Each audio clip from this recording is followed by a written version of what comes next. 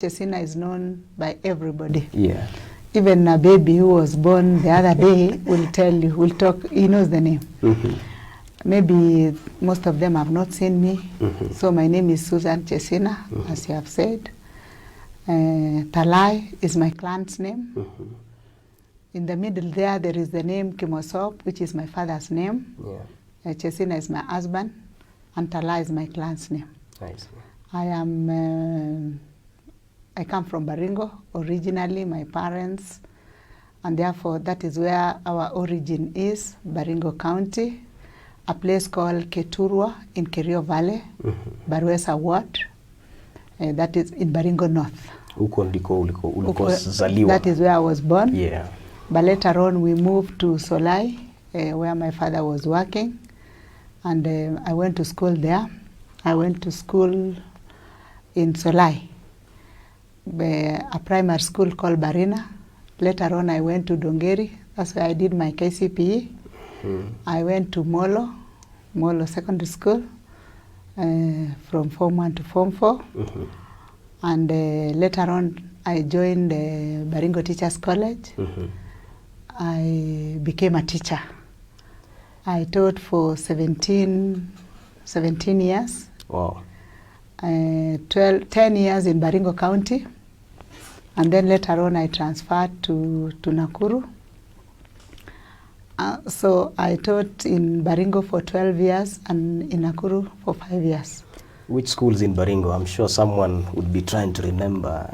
Alinifunza wapi? Yes, I have got so many students. I have been meeting them in town and I am so happy. They are doing very well.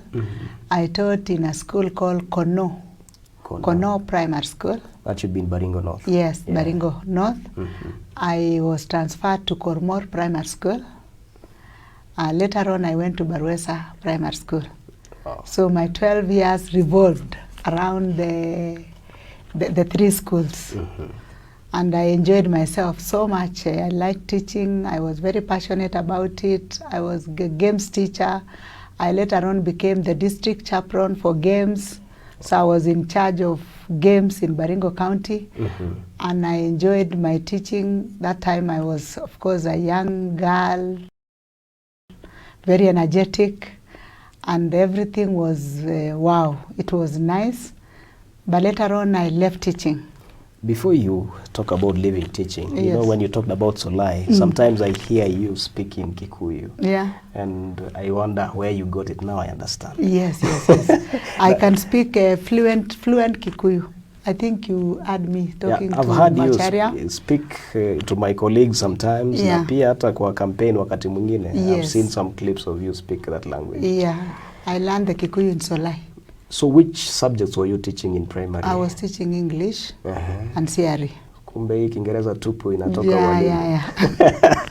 Every teacher, of course, most teachers are good in English and Kiswahili. Yeah, and they also say once a teacher, always a teacher. So 17 years of service with the Teachers Service Commission and teaching in various parts of Baringo. At what point did you leave and why? Okay, when I was still a teacher, when I transferred, I developed some interest in farming. Yeah. Even when I was in Kericho Valley, people who were there can bear witness. I was a great farmer there.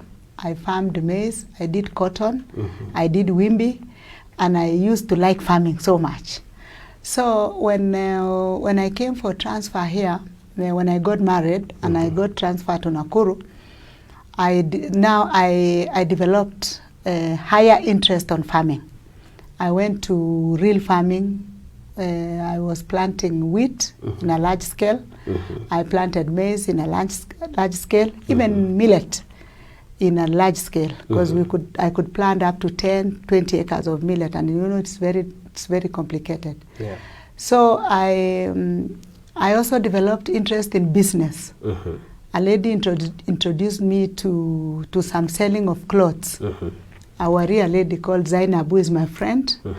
She told me I could do some selling of clothes when I'm free, because you know in teaching you have so many free times during holiday and even on Saturdays and Sunday.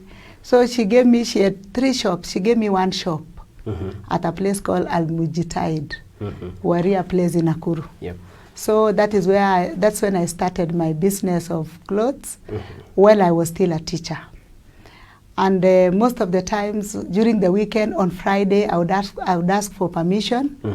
I would travel to Dubai at night, reach there in the morning, do my shopping very fast, pack my things, leave them there. That's what we used to do with the business women.